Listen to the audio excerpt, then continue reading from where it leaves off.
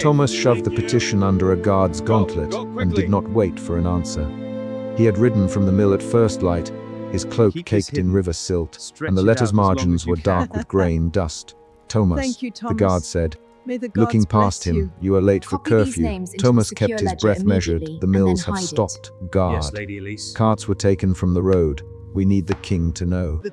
We need grain now. The courtyard held a murmur of boots on stone and a lantern guttering near the gate. Suspicion tightened Thomas's shoulders. He had come with numbers and names, and suspicion would not let him leave until someone read them aloud.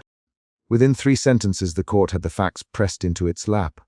Failed mills, raided carts, seed traded for salt. The immediate problem was concrete. Thomas slapped his palm on the petition. Miller Thomas Verne, he said. 3 carts taken last week on the East Road. 2 sacks missing from the South store. Farmers bartering seed for salt at market. Around him, a junior steward glanced at the script and set the paper aside with a small, practiced shrug. That shrug widened a fissure in the evening. Guards shifted, courtiers exchanged polite coughs, and someone moved a tray of warm pastries anew to the fire.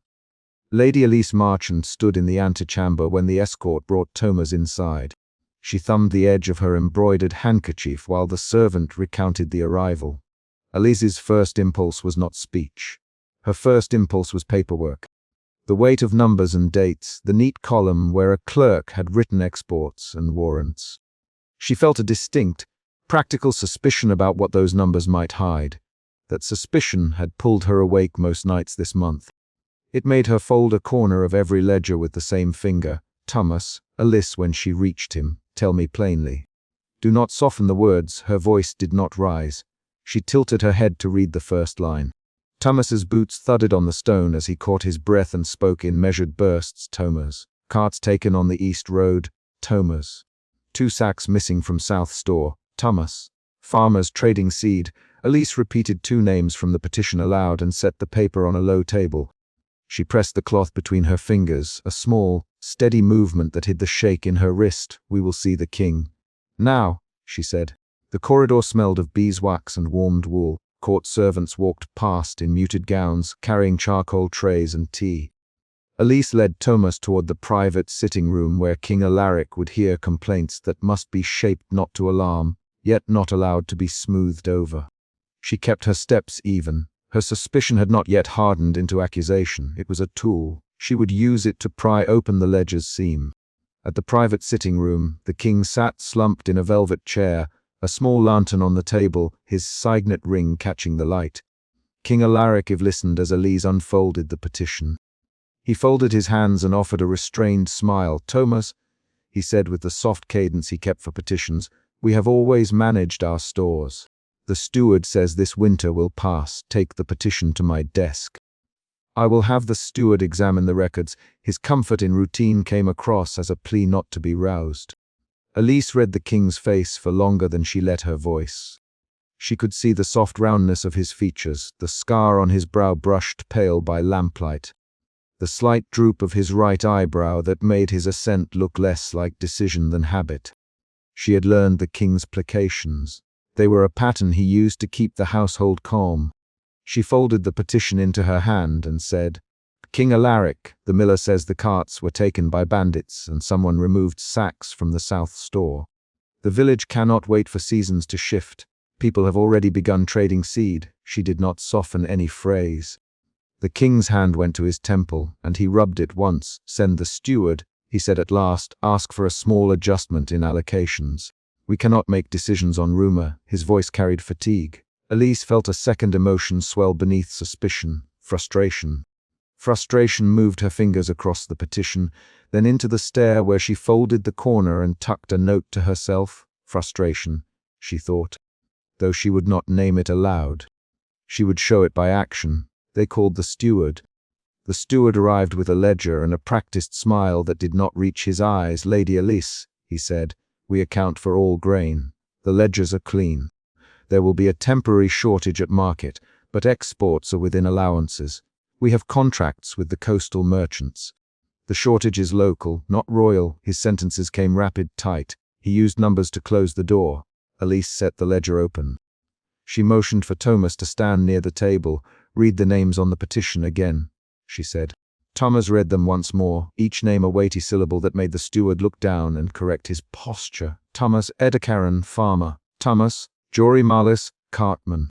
Thomas seed traded at market. When Thomas listed the village facts, Elise slid her fingers under the ledger's edge to a place the steward had not shown to many. She did not look surprised at what she found. Her hands moved with deliberate calm. Hidden between official export entries were neat marginal notations. Small warrants signed with initials, consignments sent to private merchants, a notation of a shipment from the South store dated 3 days ago. The handwriting was careful. The amounts were enough to matter. Elise's fingers tightened on the page.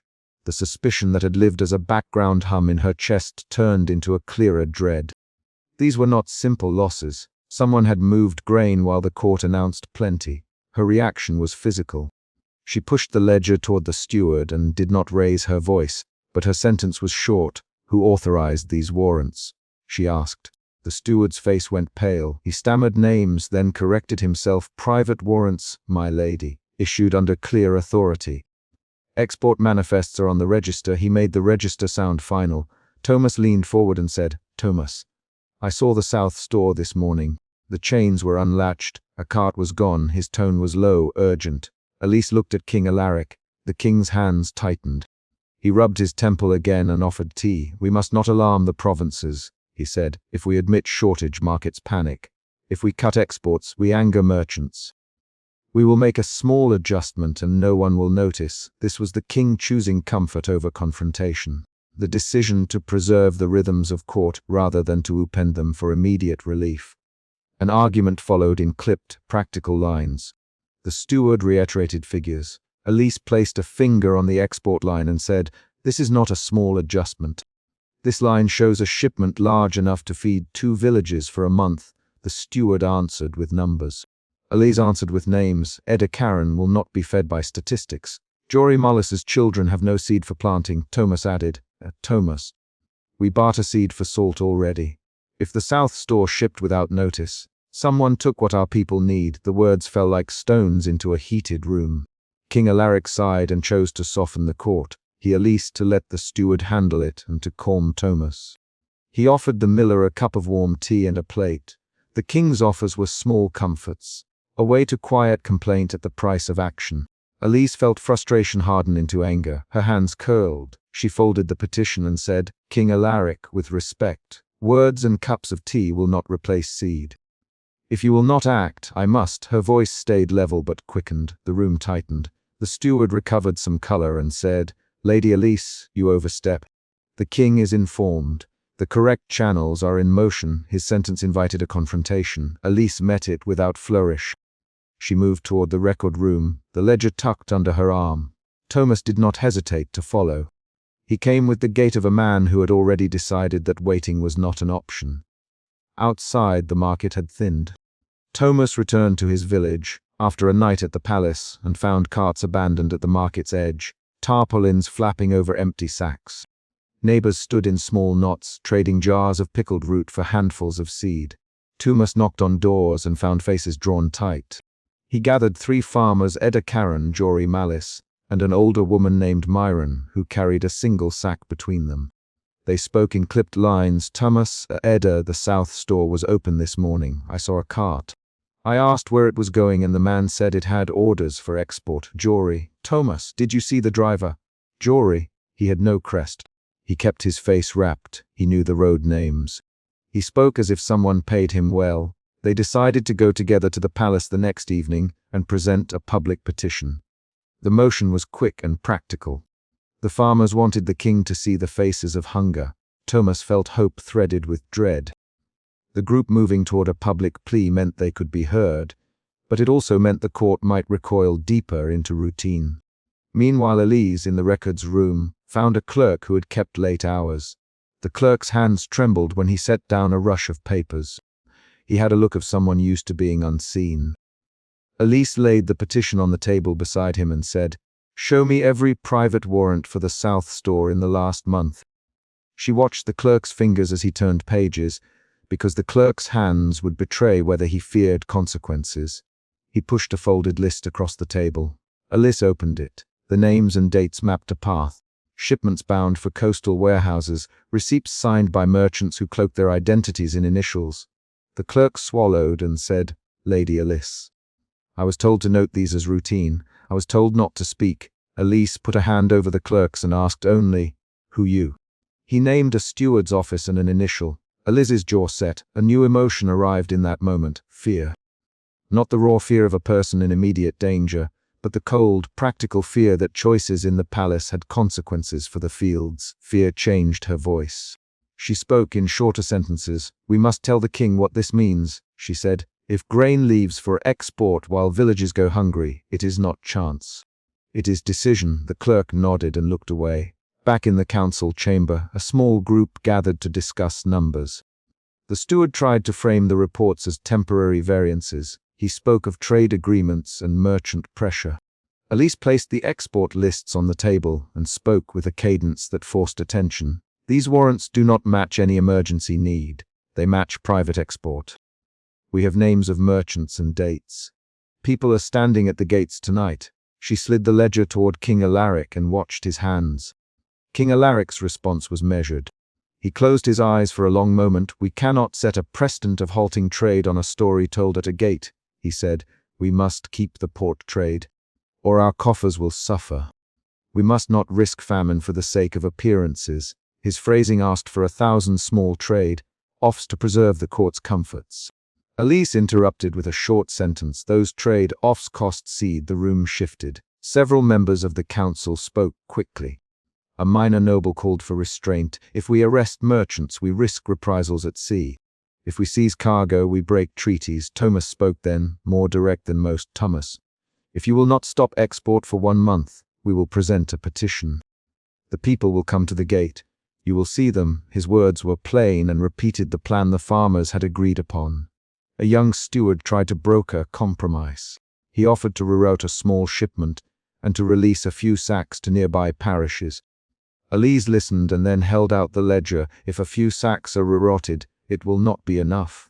We need to know who authorized the private warrants. We need to stop unauthorized shipments now." The steward answered with numbers and excuses. Elise answered with names. The tension increased. Voices rose and then retreated into diplomacy. Elise and Thomas left the council with a plan that had 2 parts: a public petition to force visibility, and covert action to protect seed. They walked through a corridor lit by low lanterns. Elise folded the export list into her satchel and kept her hand on the leather. She felt frustration, then fear, then resolve. Her choices would be physical. A ledger removed from a shelf, sacks hidden in a storeroom, a note slipped to a sympathetic clerk. She would not let the king's wish for calm become an excuse for inaction. The farmers arrived at the palace gates the next evening with tired faces and a petition stitched roughly by hands used to the plough. Thomas led them. The guards hesitated. The forecourt filled with voices as people began to chant names of farms and families. The court leaned back into its comfort until the sound at the gate could not be ignored. Elise stood at the threshold, holding the ledger against her chest. Inside, the king watched from a high window as a small crowd gathered, their banners simple clothes with farm crests, their hands raw from work. The steward urged the king to issue a token release of sacks. He argued that a public rebuff would harm trade. King Alaric looked at the crowd and then at the comfortable chamber. He rubbed his temple and turned away, offering the familiar option: a small relief and a promise of inquiry. But the petition at the gate was not a single voice. Thomas pushed forward with a short, clear demand. "Thomas, we want grain for those who will starve if you do not act." Edda and Jory shouted their names and their farms. Their words were spare and sharp. The sound at the gate hardened into a concrete demand that made the room's air taste different. The minor noble made a swift suggestion: "Let them in for a hearing." The steward looked ready to refuse. The king paused, staring at the ledger in Elise's hands. A short, sharp confrontation followed. Guards moved to keep the crowd at a measured distance. Thomas argued aloud. "Thomas, you cannot say trade first when our children have no seed to plant." The steward replied with numbers. Elise intervened with the export list. She recited one shipment line aloud. Date, merchant, initials, port. She named Edda's farm and the exact sacks missing. The room heard the specifics, and specifics did what numbers could not. They made it real. That moment was the chapter's peak. The candid ledger laid bare before the king and the crowd. Voices collided. The steward tried to stall. The king tried to preserve calm. The crowd outside pressed forward with names and faces. For a breath, the court was not a room of cushions and etiquette. It was a place of demands with immediate consequences. The king made a choice born of habit. He offered a small relief in a public inquiry. "We will form a committee," he said. "We will ask the merchants' representatives to explain this shipment." The crowd hissed. Thomas's jaw clenched. He stepped toward the gate and called, "Thomas, we will wait for the committee, but if it delays, we will come back." His voice carried the threat of action dressed plainly. The public rebuff did not end the crisis, but it shifted it. Elise and Thomas met afterward in a shadowed service corridor. The court had retreated into its rituals. The people had retreated to the market. Elise felt the ledger's weight in her satchel. She had an idea that would not involve permission. She whispered a short plan. Hide a small amount of certified seed in a safe storeroom and circulate notice to neighboring districts through trusted hands. Thomas nodded and said, "Thomas, I will gather men, I will hide seed. We will not ask permission." His sentence was blunt and immediate. They went to a small storeroom under the service stairs where sacks were stacked for immediate use. The clerk who had shown Elise the warrants moved quietly with them. He slipped a key from his sleeve and opened a low door. Elise handed him a small list of names, 24 families within a day's cart distance. She put the ledger back into her satchel and tucked the key into Thomas's palm. The final sound of the chapter is a single, concrete action. Thomas closed the storeroom door, turned the iron key once in the lock, and slid the leather satchel containing the ledger into his satchel for safe keeping. Elise hooked her thumb into her brooch and placed the embroidered handkerchief into her pocket. They did not speak of fate or new beginnings. They named tasks and dates. Thomas would leave at dawn. Elise would bring a list of families to the clerk. The storeroom door clicked shut. The page of the ledger rested inside Thomas's satchel, folded and dangerous. That click became the chapter's last beat. A small lock turned, a decision sealed, and an agreed quiet plan to protect seed while the court spoke of committees. Thomas threw the mildewed sack down so hard the bowl of stew trembled. That first sound filled the private supper chamber and cut the soft conversation into pieces. Betrayal sat under every word he spoke. His hands shook when he pushed the sack forward. "Look, Thomas," low and steady, "there is nothing left." The table fell silent. Lamps guttered. Silverware clicked against plates. The central problem was clear in 3 breaths. The villages were starving, the official stores were low, and someone was withholding grain. Within the first 5 sentences, the scene established stakes and memory.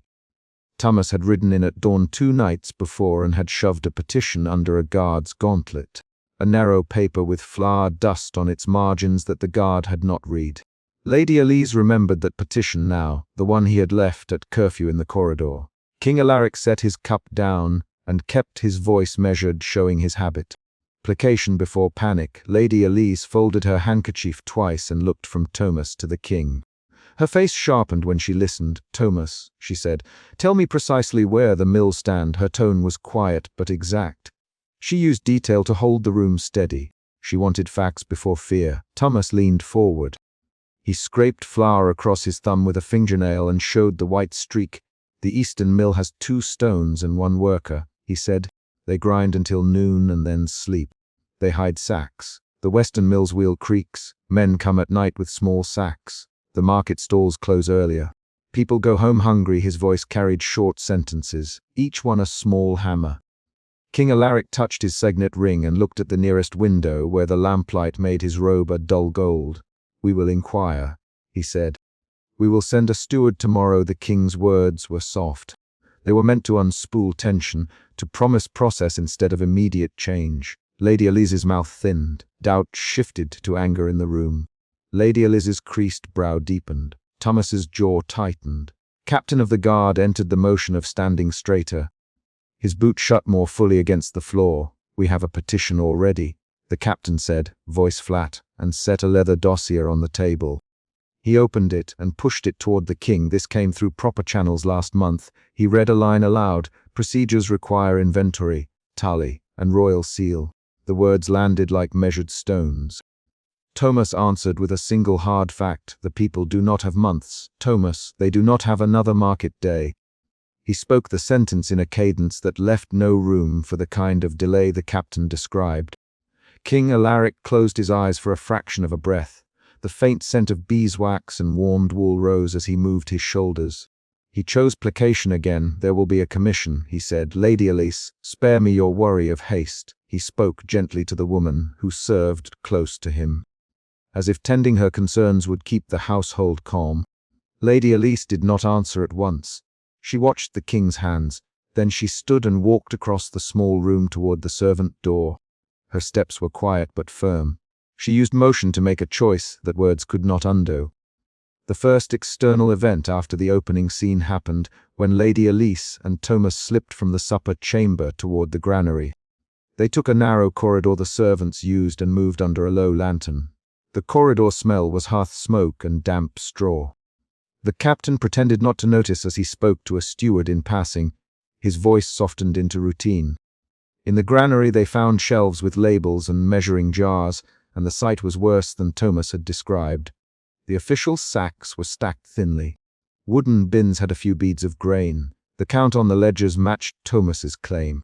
There was less than a fortnight's supply for the towns dependent on those stores. This is wrong, Lady Elise. Her voice did not tremble, it held a precise heat. She took down a ledger and ran a finger across inked numbers. She read aloud the tallies and compared them to the mill entries Thomas had supplied. Each mismatch set a small alarm in the mind of the captain who had followed them into the room. They moved on, led by a key Thomas produced. He untied it from his cord and held it under the weak lantern. The key's metal had been rubbed to a shine by long use. It belonged to no steward Thomas could name, but it opened a door to a low storeroom beneath the steward's chamber. The entry required careful motion. The latch stuck and gave with a dry sound. Behind that door the air was colder. Sacks lay in neat rows, wrapped and counted in small bundles.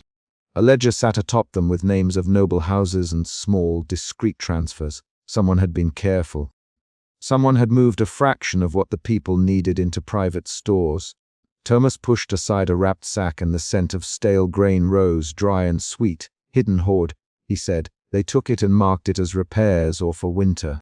Lady Elise read the ledger by lamplight. She touched a name and her fingers tightened around the paper. House Martin, she said.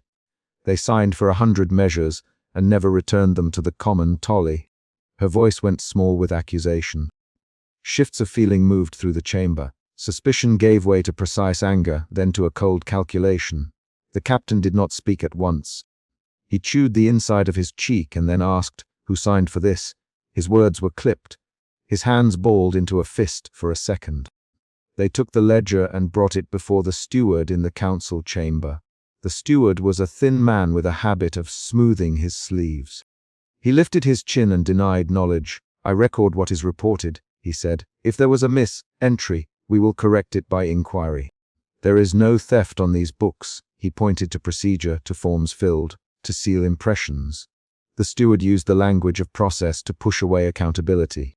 Thomas did not accept procedure. "There is dust on the ledgers where no one counts it," he said. "There are sacks wrapped in secret. People have not sold their goods. The mills do not run for their full day. This is not a mistake." He spoke quickly, listing facts he had gathered. Days the mill had not turned, men seen at night with sacks, market stalls with nails driven into their shutters. The council exchange became an argument. Rapid lines passed between Thomas, the steward, and the captain. Lady Elise stepped between their voices with a single precise line each time the noise rose. They moved from polite sentences into sharp, short retorts. "Thomas," the steward said, "you accuse the nobility without proof. You hide proof." Thomas answered, "I ask for process." The steward shot back, "Process kills a village, Thomas." 3 to 5 rapid exchanges tightened the air. The captain shifted his stance and then said, "We will take custody of the ledger. We will set a review." The ledger was heavy in his hands. He did not yet show which side he would favor. An unexpected twist arrived when, alone in the corridor, a clerk who had helped Lady Elise earlier slipped her a folded note. The note was brief. A list of names and arrival times for grain deliveries to private sellers. She read the list twice and folded the paper inside her sleeve. The clerk's small action changed the entire direction of their next move. This was a minor cliffhanger, a private signal that not all servants would follow orders to keep silence. Night stretched toward dawn. The king retreated at one point into ritual.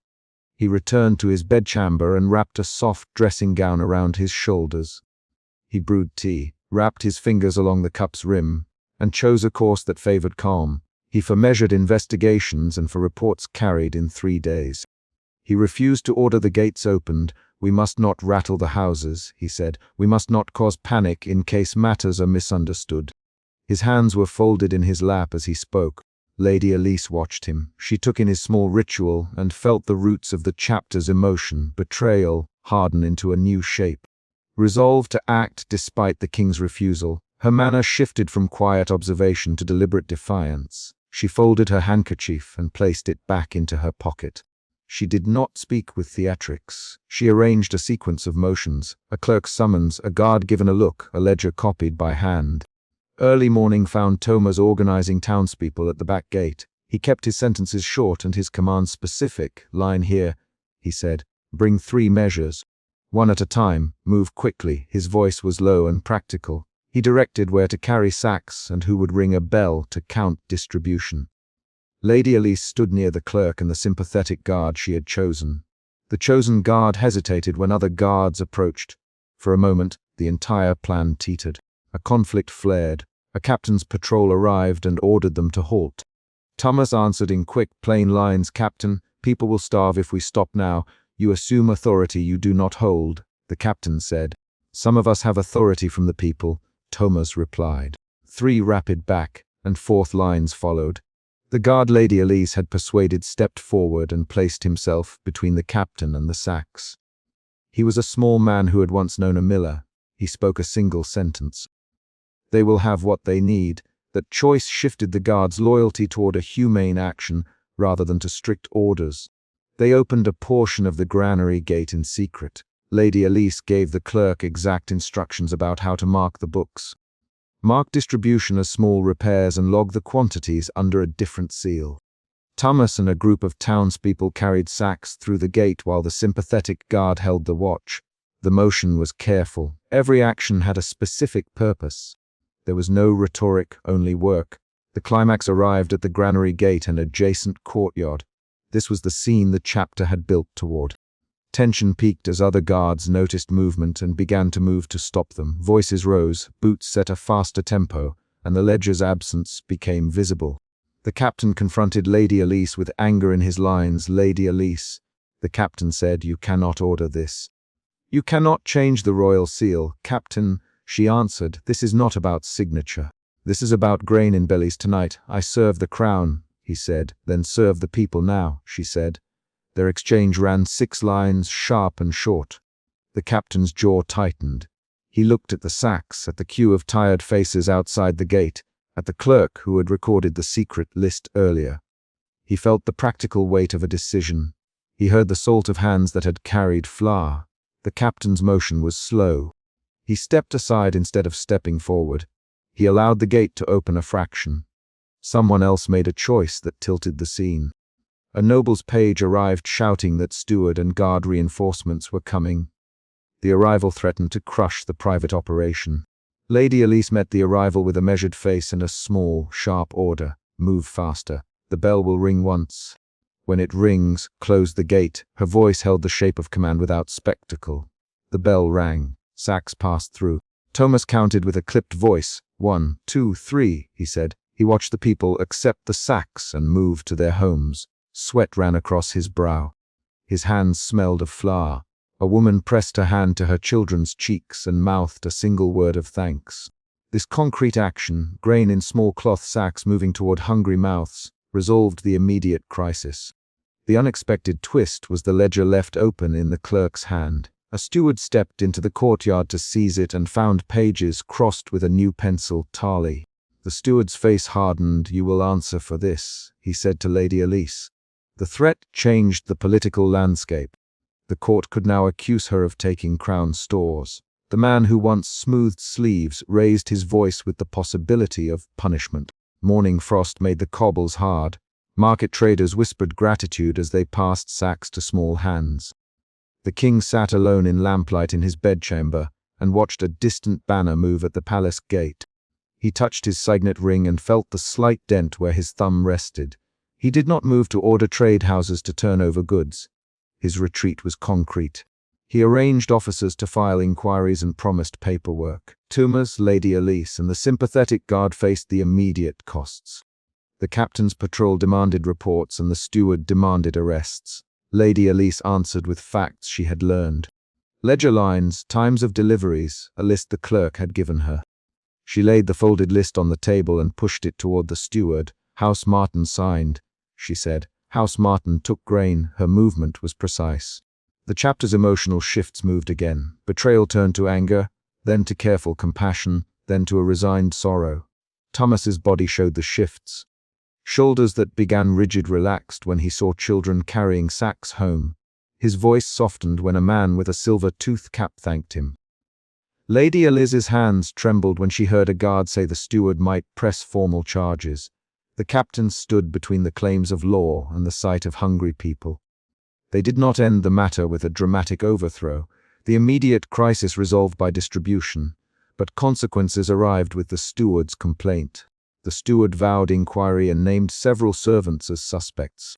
The captain agreed to delay arrests for 3 days if a formal petition requesting clemency came from the market leaders. The solution contained both mercy and a widening fissure between palace procedure and popular need. At noon the market hummed with small sounds. A bell, footsteps on frost, the rustle of cloth as sacks were carried away. The king's voice reached the private corridor through a summoned messenger, offering a ritual pardon and an order for detailed audit. None of that removed the ledger's evidence or the knowledge of who had hoarded supplies. The practical fact remained.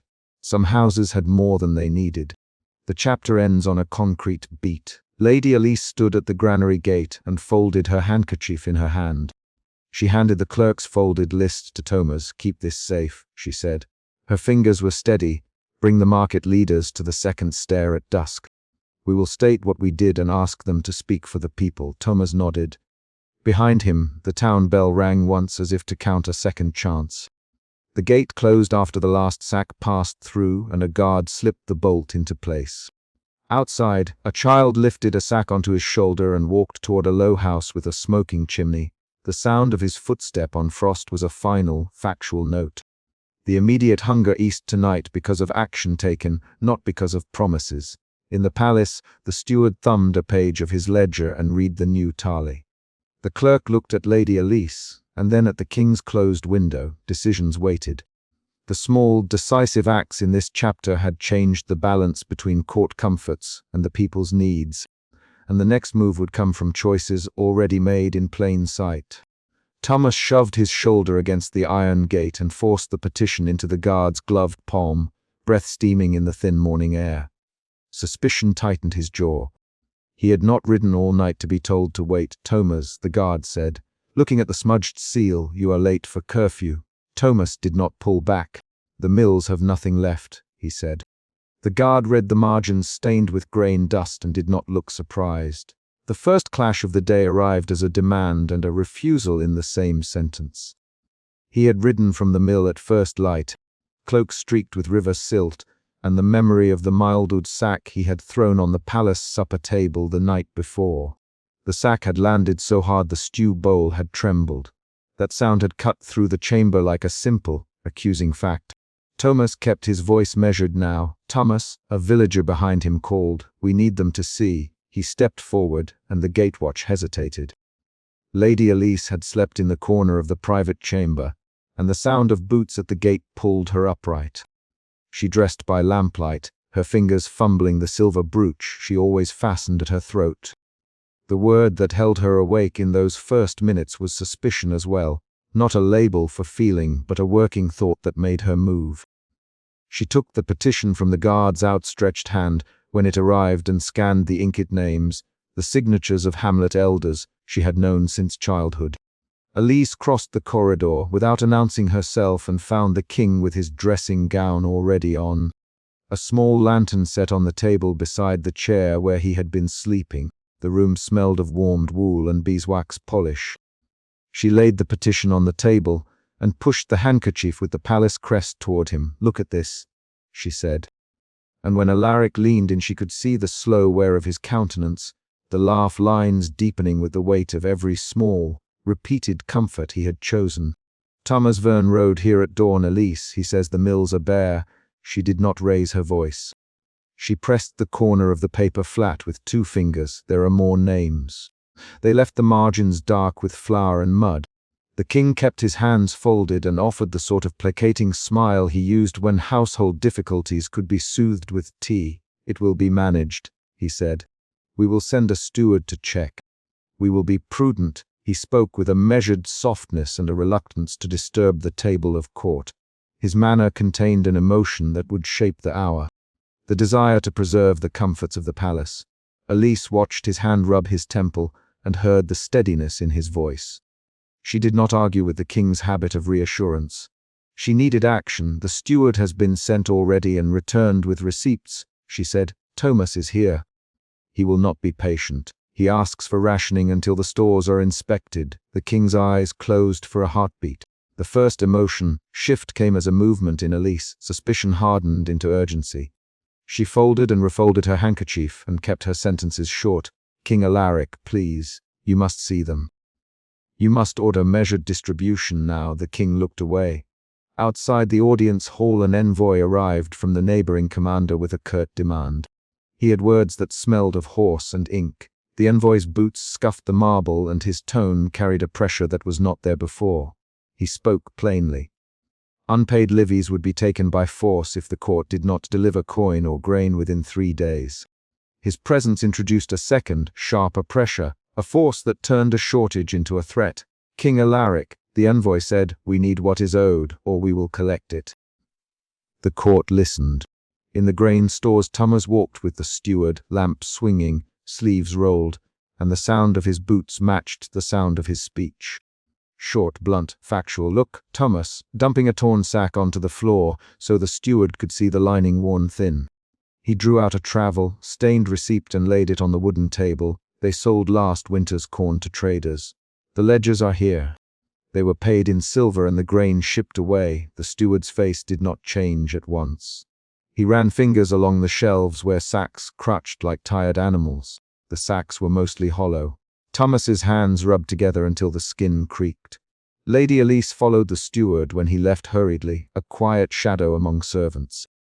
She kept to the stairwell and watched the back exit to the noble quarter. She saw the steward pause, then quicken his step toward a cellar door used by a minor noble. Elise moved faster. She had a thin key and curiosity shaped by duty. She opened the cellar and the smell hit her, dry dust, old straw, the faint soreness of stored grain. There were barrels and sacks, but not in the pattern the steward's receipts promised. She lifted a cloth and found a narrow niche cut into the stone walls. Inside were barrels marked with foreign seals and thin packets wrapped in oilskin. Her hands trembled when she brought a ledger into the lamplight. Names of buyers, destinations, and dates matching Thomas's receipts. She did not call for drama. She closed the cellar door and carried the ledger under her arm back toward the private gallery. The discovery was a twist that changed how the morning tasted. Suspicion had shifted for her into a hard certainty, and then into a contained anger. She passed no servants on the stairs and kept her voice low when she confronted the steward again. "You hid these contracts," she said. The steward tried a small, practiced look of surprise. "Lady Elise," he said, "those are private accounts." She set the ledger on the table and tapped the columns. "Private accounts that shipped grain out while we told villages to hold back." "Tell the king." "Tell him now." The steward said nothing. She found the king in the private gallery where paintings watched them both. The light was low and his hands were folded. She dropped the ledger face up. "King Alaric," she said, "the stores are not empty because of weather alone. They were sold." Read these names. He opened the ledger and let his fingers trace the ink. This was the point where the story's slow pressure became immediate choice. Alaric's face tightened briefly. Elise folded her handkerchief until the embroidered crest left a crease in the cloth. "You must order the hidden caches seized and ration the remaining grain." The people need an answer now. He looked at the ledger and then at the window where banners moved in the mist. Elise, he said, his voice low. To seize goods from nobles would tear the court. Nobles will protest and the table will fracture. We cannot have that. His hands stayed folded. She watched him choose the palace's integrity over the realm's need and felt a new emotion form. Disappointment that moved into resolve. She found her voice sharper. King Alaric, the people at the gate want food, not argument. Thomas is here. The envoy is here. This cannot wait for table votes. He sighed and offered the smallest form of gentleness he could. Tea placed on the table as if that would settle matters. Elise did not take it. An unexpected and unwelcome escalation happened mid-afternoon. The commander's envoy returned with a small force visible beyond the ramparts, banners furling in the damp air. They did not yet cross into the yard, but the sight of soldiers unrolled the immediate threat. Word moved like a physical thing through the palace. Soldiers at the gate. The court gathered. Thomas stood near the audience hall door with his satchel and heavy boots. He looked at the king. Thomas, the king said, and Thomas stepped forward. King Alaric, Thomas, speaking short lines like pegs hammered into a board. I handed you the petition. I showed you the sacks. I showed you the receipts. Me rationing would be managed. Now the envoy says he will take what is owed. If you do not act, men with banners will take it for you. His words were plain. Elise stepped closer and said, King Alaric, there are ledgers. There are foreign marks on the shipments.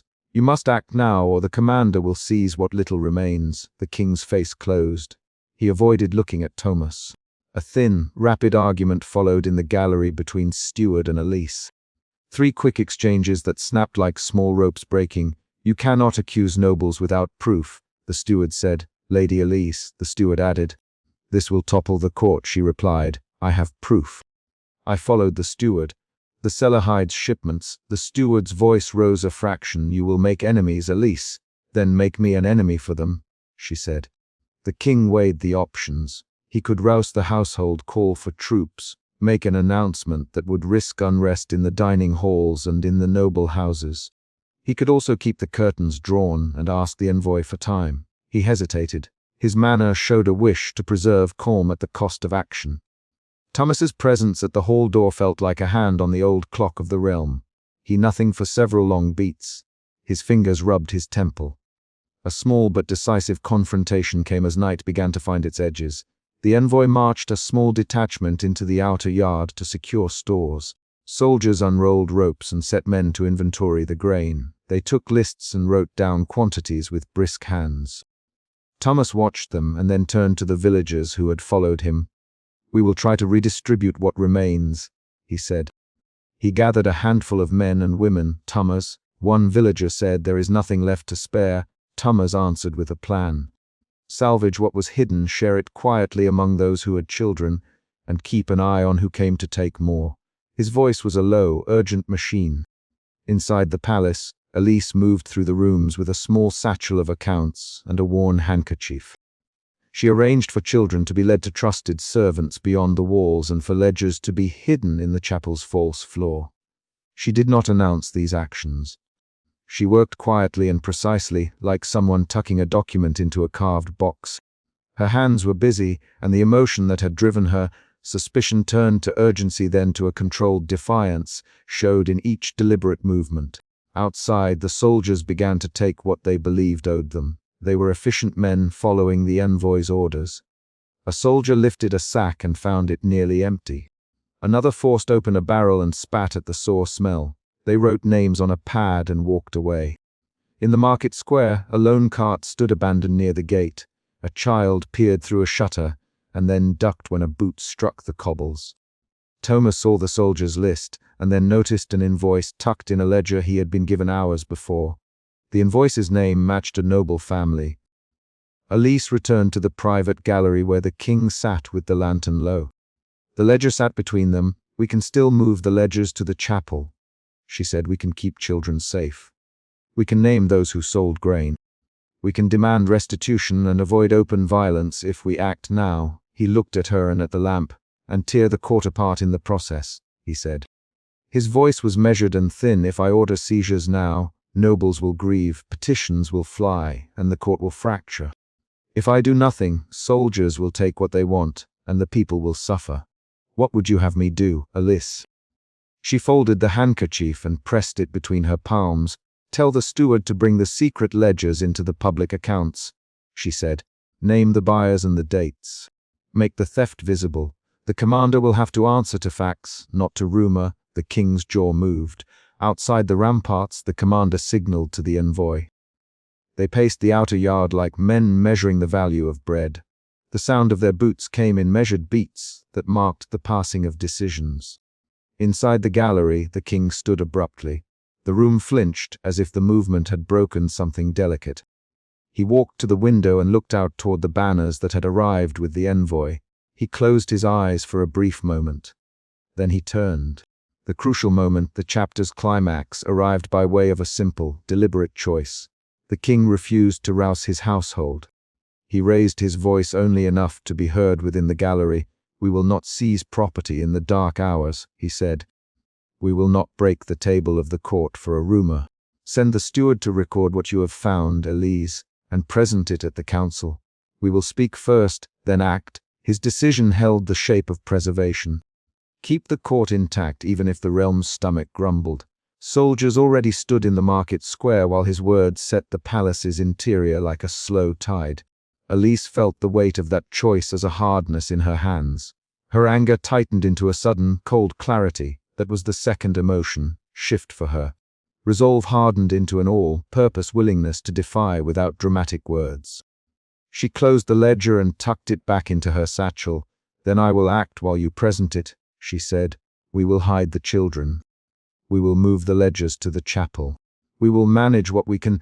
The king offered a small nod and resumed his habit of offering comfort rather than command. Do what you must, Elise, he said. At twilight, the soldiers moved into the outer square and began securing what remained. They locked gates and took inventory.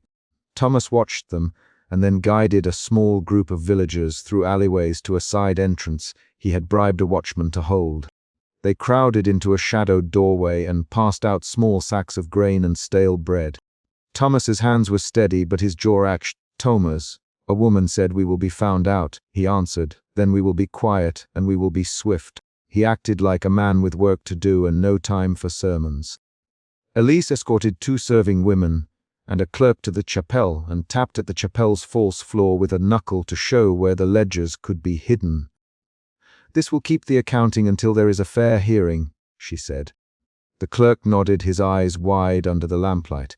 She had him repeat names aloud as he wrote them into a fresh book.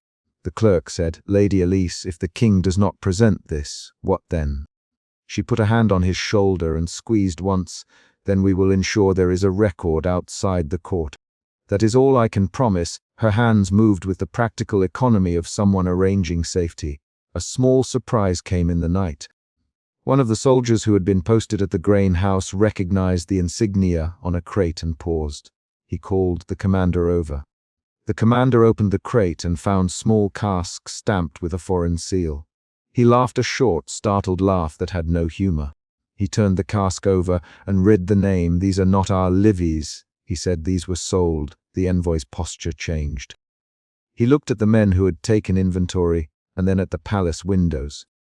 The commander's hand moved to his brow as if to measure the temperature of a fever. This discovery pushed the situation sideways.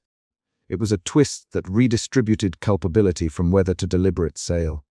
When the king heard the commander's words, he left the gallery and went to the audience hall. He stood before the assembled nobles and the envoy. He read from the ledger that Lady Elise had pressed into his hands and did so in a voice that tried for steadiness. There are receipts for shipments, signed and dated. He said, we will convene the council and demand restitution. The nobles shifted. The steward swallowed hard. Thomas watched from the doorway and felt a cautious hope. The council began with quick, clipped questions. Who signed? One noble asked, where is the proof? Another said, Lady Elise presented the ledger, and the clerk recited names. The steward tried to argue that records could be misread, then faltered when a ledger matched the steward's handwriting. The argument became sharp and then heated for a while. There were 3 to 5 rapid exchanges where accusations flew and counter-accusations were hurled. Thomas spoke up with short sentences that landed facts. Dates, receipts, destinations. The council could not ignore a paper trail. Faced with evidence, some nobles chose to bargain. Others accused the steward of clerical error. The king listened and then ordered that the secret caches be sealed and that a public inventory be taken at dawn. He did not choose the more violent course of immediate seizure in the night, but he did accept the council's, making the matter public and official. For a moment it seemed like a compromise built from necessity. At midnight the city settled into a brittle order. Soldiers remained in the outer square, but some rotated away. Thomas walked back to the mill road where his wife and children slept in a small room above the mill. He moved with the practical softness of someone who wanted to make sure his family had something warm to eat. He carried a thin sack and shared it among his neighbors. Thomas, a child whispered, "Will the king really do anything?" He bent and kissed the child's forehead. "We made him see," he said. "We forced him to see." His words were sparse and practical. Elise walked alone through a courtyard with the satchel of accounts, the lamplight catching the silver brooch at her throat. She left a small note with a servant for those she had instructed to hide children and ledgers. She had not sought public praise. She had wanted an accounting and safety. Her chest carried the physical evidence of her choices, a ledger heavy with ink and a handkerchief folded crisp with creases. King Alaric returned to his bedchamber and sat by the window while the curtains turned in the draught. He kept a small lantern at the table and did not call for the household to rise. He had chosen to handle the matter through the council and not by wakeful seizure. He ordered measured, public investigation rather than sweeping action. His choice preserved the outward court and deferred the more violent outcomes, but it also left the people waiting. The king's hands lay folded on his lap. He rubbed his temple to soothe the aches that vigilance would have eased. By dawn an inventory was underway, and the court moved in public to record deficiencies and to name those responsible. Some nobles were shamed into returning grain or silver. Others fled to distant estates with ledgers corrupted by false entries. The commander took what was due from the public stores, and the envoy left with a ledger of his own. The soldiers who had been in the yard left behind an altered map of power. The court still held its table, but the city had new orders and new scars. Thomas came to the market square and saw the first public tally nailed to the oak post. The list named sellers and buyers, dates and weights. He read the list until his eyes blurred. A small group of villagers collected what the council allowed for emergency distribution. Thomas handed a sack to a woman with a child. "Thomas," she said, "how will we eat until the next harvest?" He tightened the straps on the sack and met her eyes. "We will manage, and we will watch who moves grain again," he said. His voice had shifted from accusation to the work of tending. Elise met Thomas at the edge of the square. "Thomas," she said, "the ledgers are safe in the chapel for now." He nodded. "Elise," he said, "I saw the steward argue with the noble this morning." She folded her handkerchief. "We have names now. We will see what the council does." They stood for a brief moment with the pragmatic knowledge that paper had altered the course of a day. The final act of the chapter was not a public triumph, but a clear, concrete consequence. The king did not rouse the household into a seizure. He asked the council to act in daylight, bound by witnesses and records. The commander left with his receipts matched, and with a promise of payment negotiated in public. Soldiers who had taken inventory remained for a short time to ensure order. Thomas returned to the mill road to begin salvage work, helping neighbors mend sacks and patch roofs. Lady Elise walked into the small chapel and lifted the false floor to check the ledger. She touched the inked names with a finger and closed the lid. Late that night, after the council's session, King Alaric stood at his window and watched the dim lights of the city. He kept his lantern on the table and, for the first time in days, allowed himself to measure the consequences of a choice. Preserve the court's surface, or rip into noble houses to feed the hungry now. He had chosen a middle path. The result was a brittle order and a public accounting that would be used to repair some harms but left others raw. Outside in the dark lanes, Thomas tied a new patch to a sack and handed it to a neighbor who would carry it to an elderly couple. Elise tucked a folded ledger into the chapel and left a note with a servant to check on the children she had sent away. The commander departed with his men and a ledger.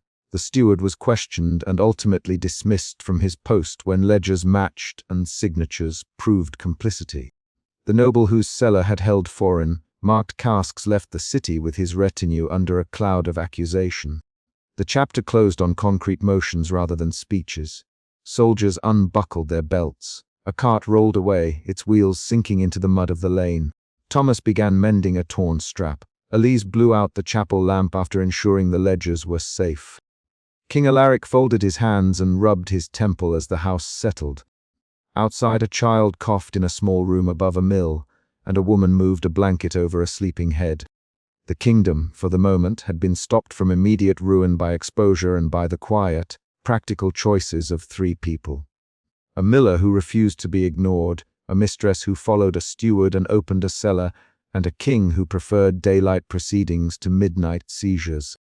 Nothing had been solved cleanly. Some nobles would be punished, some stores reclaimed, and some families would still stomach lean months. The ledger that Elise secured and the public inventory nailed to the oak post would do more than shame. They would give those who were hungry a record to hold when asking for restitution. When dawn edged the roofs the next morning, Thomas shouldered his satchel and walked toward the mill with a list of names to check and sacks to mend. Elise met the first petitioners in the chapel doorway and handed over a small allotment with precise instructions. King Alaric moved through his day with a new weight at his shoulders. The immediate emergency had been addressed in a way that preserved the court's ceremonies while forcing accountability into daylight. The consequences would be long. The curtain had been drawn aside and now could not be fully closed. At the final hour of the chapter, with soldiers gone and the market quieter, Elise left a final note in the chapel. The ledger's page turned to a fresh leaf, ink still drying from a clerk's hand. She slid the small satchel into a locked chest and set the key beneath the priest's altar stone. Then she walked to the gallery window and caught the king's eye across the courtyard. He lifted his hand in a small, careful gesture. "Elise," he said, naming her as if that made a thing real. "You did what you could." She nodded once and turned away. The last sound was the soft click of the chest lid, the practical punctuation on a night of choices and consequences. Outside the palace gate, a cart rolled slowly toward the mill, its load light but accounted for. Thomas walked beside it with a patched sack on his shoulder and the ledger names on his tongue. He glanced once back at the palace, where curtains still hung drawn in places and lamps burned low in others. He did not expect a sudden change to fix everything. He expected slow work, careful record-keeping, and neighbors who watched one another. He stepped into the mill gate and closed it behind him, the latch falling with a solid, definite click.